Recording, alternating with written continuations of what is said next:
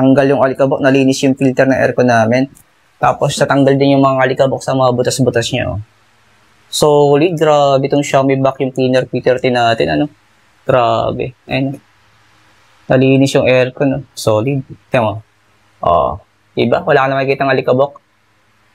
Kaya maganda yung vacuum na gamit natin. Yung Xiaomi Vacuum Cleaner P30 na pinaka-latest model ni Xiaomi ngayon.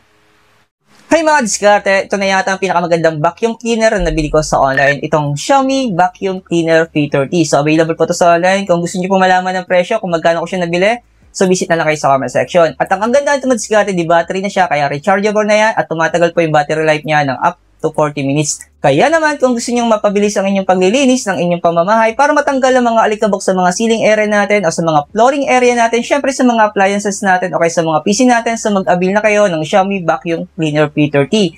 At marami pa yung mga benefits at mga features na mamaya pag-uusapan natin.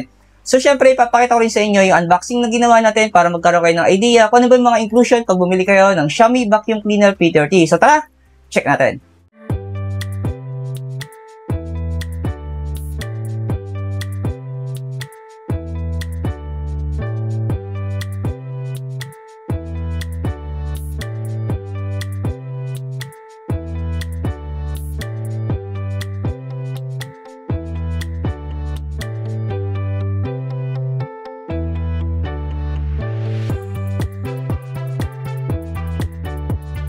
So, ay madiskarte maglilinis tayo ng aircon. So, gamit natin itong Xiaomi Vacuum Cleaner P30. So, ito yung pinaka-latest na vacuum ni Xiaomi.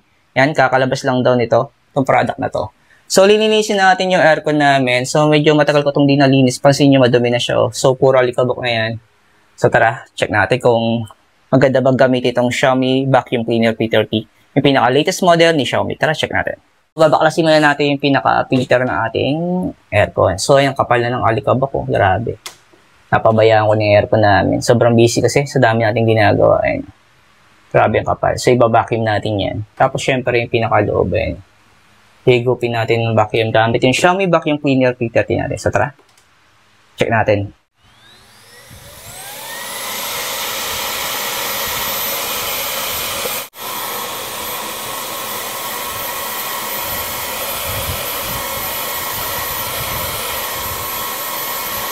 So, ito yung pinaka-result niya. Diba? Tanggal yung alikabok. Grabe. Nalinis agad yung filter ng aircon namin. Ayun. Hindi mo na kailangan hugasan o basain. Tanggal talaga yung alikabok niya. Diba? Solid.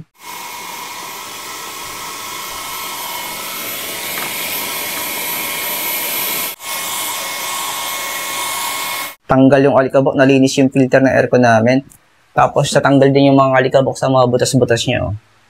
Solid, grabe itong Xiaomi Vacuum Cleaner P30 natin, ano? Grabe. Ayun. Nalinis yung aircon, no? Solid. Tingnan mo. Oh, diba? Wala ka na makikita ng alikabok. Kaya maganda yung vacuum na gamit natin. Yung Xiaomi Vacuum Cleaner P30 na pinaka-latest model ni Xiaomi ngayon. Ito mga diskarte na pag bumili kayo ng Xiaomi Vacuum Cleaner P30 natin, so huwag nyo kakalimutan basahin itong pinaka-user manual natin. So may guide naman to kung paano nyo gagamitin itong vacuum natin. So yun, no? Kung paano siya i-assemble, ayan. So, ito lang naman yung gagawin nyo, babasahin nyo lang siya para hindi kayo manibago o hindi kayo mahirapan pag gagamitin nyo itong Xiaomi Vacuum Cleaner P30 natin. Tapos, syempre, ito yung pinakamotor natin ng Xiaomi Vacuum Cleaner P30. So, meron siyang button na dalawa dito para po sa power and off, yung isa. Tapos, yung mood switch button natin na pwede nyo magamit sa eco o turbo mood speed na maximum speed ng vacuum na to. Tapos, ang maganda dito, maiwasan nyo po mag-overheat yung ating vacuum pag ginagamit nyo. So, meron siyang dalawang ear outlet dito na talaga namang mapapansin ninyo kahit matagal nyo nung ginagamit ng vacuum na to. So, hindi talaga siya mag-overheat.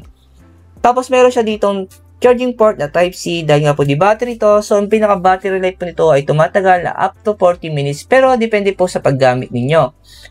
So, meron din itong dalawa ditong indicator light. Ang purpose po nito pag in-on natin, so mapapansin nyo, ayan, ang una pong gumagana dito na speed niya sa ating motor ng vacuum ay ang kanyang eco mode. So, pag nag-switch tayo ng mode, pag pinindot natin to,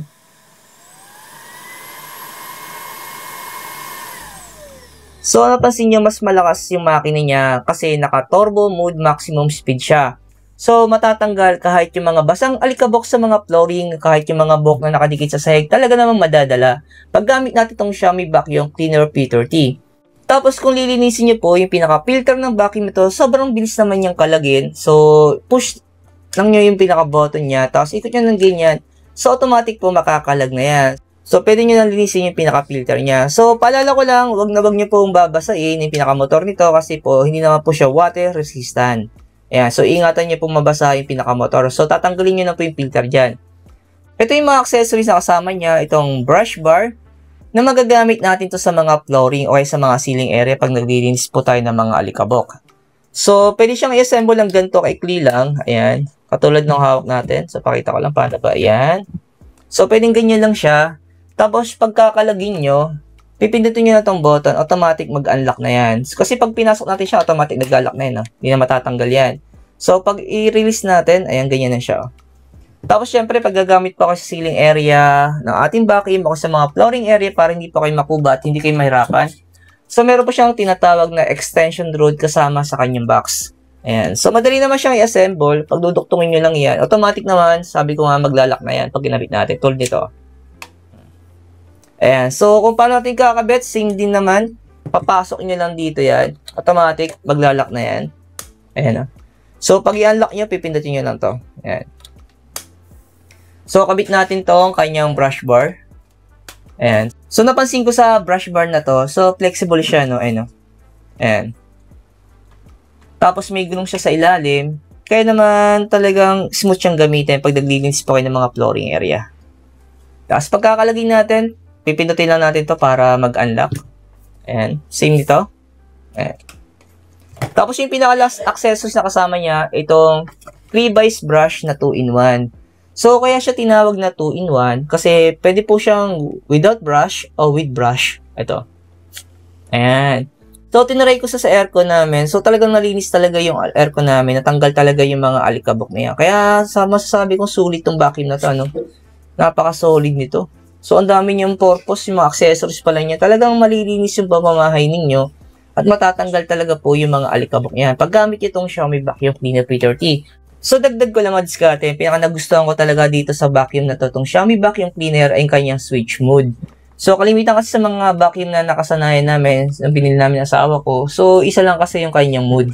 So, ito kasi may switch mode siya. Ayan.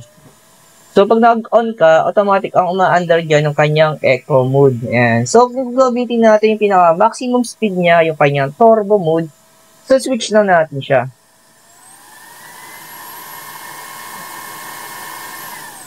Diba? Mas sobrang lakas ng kanyang makina. Talaga naman tanggal kahit yung mga basang alikabok tulad na lang sa mga flooring natin, lalo yung mga basang buhok.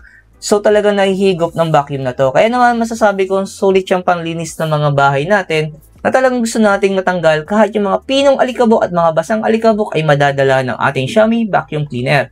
So, ulitin ko lang kung interesado kayo, available po yan sa online. So, visit na lang kayo sa comment section.